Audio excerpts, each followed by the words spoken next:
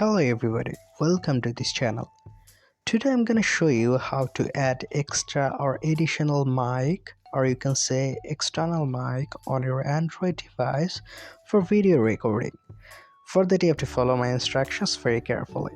So the process is really easy and it's very basic, because you can see at the photo right now you have to just connect your plug of your microphone to your device, and that's it. The microphone will be connected to your Android and you can easily go to your camera section for recording. Just for demonstration, right now I have already using the microphone, so if I want to record any video I have to go to the camera section, and that's it. You can see if you just go to the video section, you can easily now record it. I have just turned off the camera just for the demonstration as it will look bad, so you can easily record it. So there is no additional setting for it, it's very basic one.